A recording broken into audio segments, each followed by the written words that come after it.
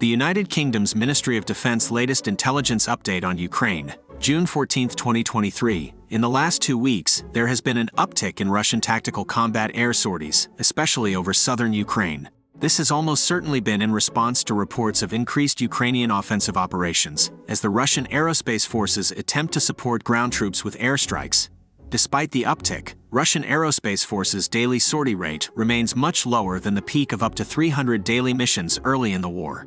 Since the start of the invasion, the south of Ukraine has often been more permissible for Russian air operations compared to other sectors of the front.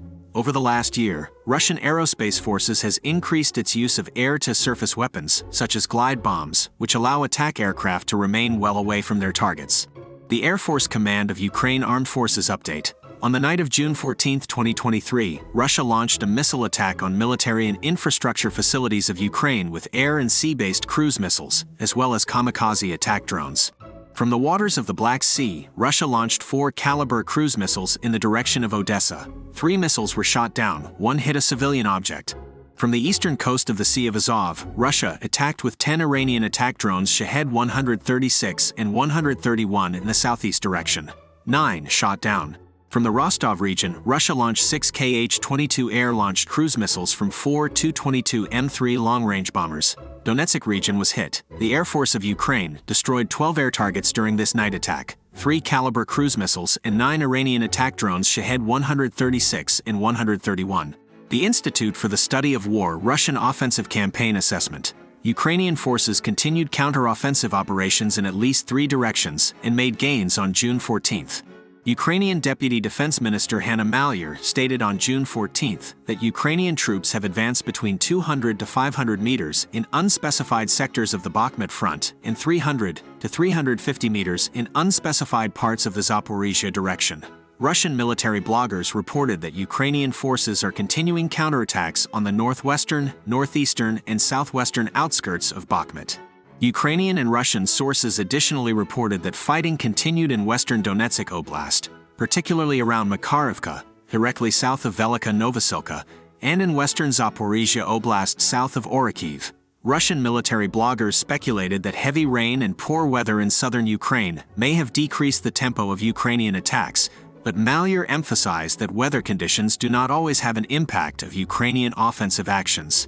Ukrainian Tavrisk Group of Forces spokesperson Valery Shershin noted that Ukrainian forces in the Tavrisk, Zaporizhia direction are prioritizing strikes on Russian electronic warfare systems, and the Institute for the Study of War has previously assessed that Russian electronic warfare systems capabilities have been critical in complicating Ukrainian attacks on this sector of the front.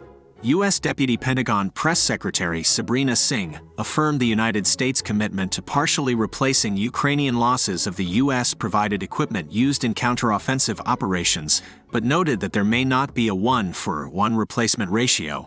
The Institute for the Study of War key takeaways today.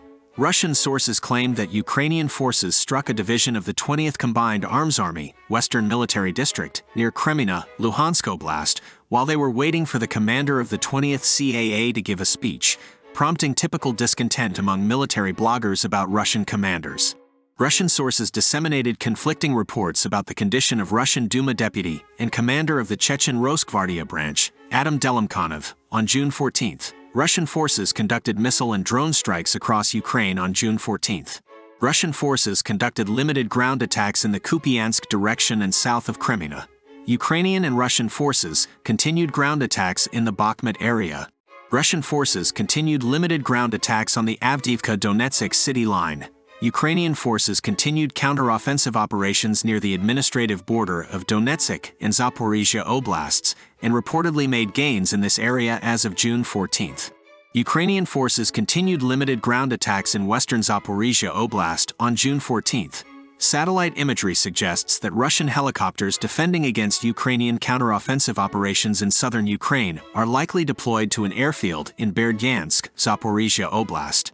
A Russian State Duma bill aimed at raising the conscription age suggests that the Kremlin may be aiming to shield specific generations from the demographic and social impacts of the war in Ukraine. Russian occupation authorities continue efforts to consolidate economic control of occupied territories.